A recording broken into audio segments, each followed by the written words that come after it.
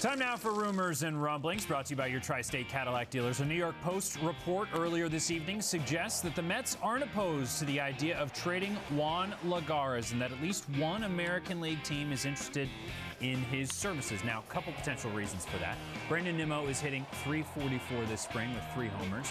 Michael Conforto is planning to get into spring training games as early as next week. Still, Matt Dendecker would then be the Mets' 4th outfielder until Conforto gets back. Nimmo would play against lefties. You make that trade, Todd?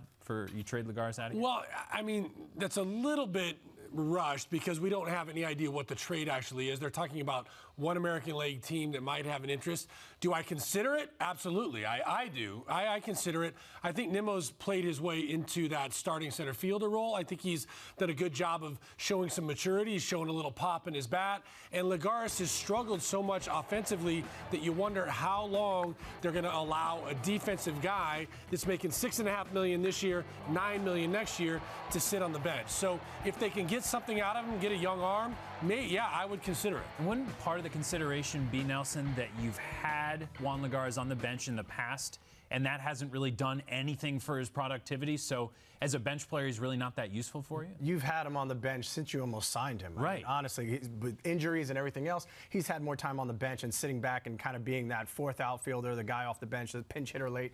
The problem is that this Mets lineup would be so left-handed right now with Nimmo, and you have Conforto, you have Bruce. If you did want to make a double switch, I want to go with a guy like Lagares, because if you want his defense in there, later in the game, you're going to need his defense in there. So I'm not looking to just give him away. What you get back, that's the most important part. So if you're able to get back something that you can use right now, and I don't see a lot of big holes. Again, the back of the bullpen, you still would love to have another plus arm. There's guys that are still out there that are available, but I don't see just giving away a Juan Lagares and giving up on him. I understand he's batting $170 in spring training. Do I think he's had enough reps to say that it's a failed, experiment? No, I think he can really find a way to provide a great guy off the bench as far as a hitter who goes deep into the count at least, and that glove is second to none. Well, here's the issue I'd have. I mean, Todd and Nelly hit upon it. What are you getting back in return, right? It's easy to say, and Sandy Alderson should field all calls, I mean, for the most part. So, I mean, somebody calls about Juan Lagares, one American League team. What am I getting back in return? Is that asset going to be able to help me more than Lagares now, more than the risk of Conforto not having any sort of setbacks whatsoever, maybe being back before May 1st? But if you go on the idea, say for argument's sake, Conforto does have a little bit of a setback, and he's not exactly back by May 1st, then you're leaning a lot on Brandon Nimmo. Then Dendecker is all of a sudden your 4th outfielder. Are you comfortable as an organization with that moving forward in the regular season, and you take away the asset of Lagares' defense? We all understand Lagares isn't a great hitter, right? He's not. But his asset to this team is late in games. If you're pitching well and you're playing a lot of tight games, you throw him in center field,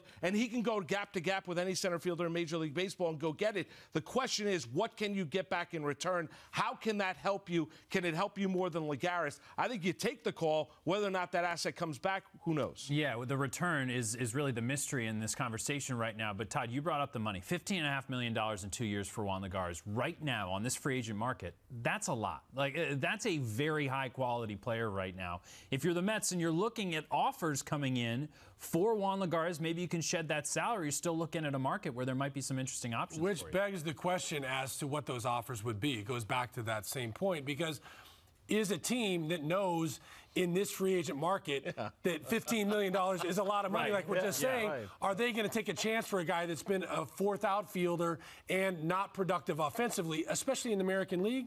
I don't know. I think that's a question that we can't answer, and somebody must really think that he's got some tools to be able to make that happen. If they're asking for the Mets to give him up and provide some of the salary, then you've got a totally different conversation in your hands.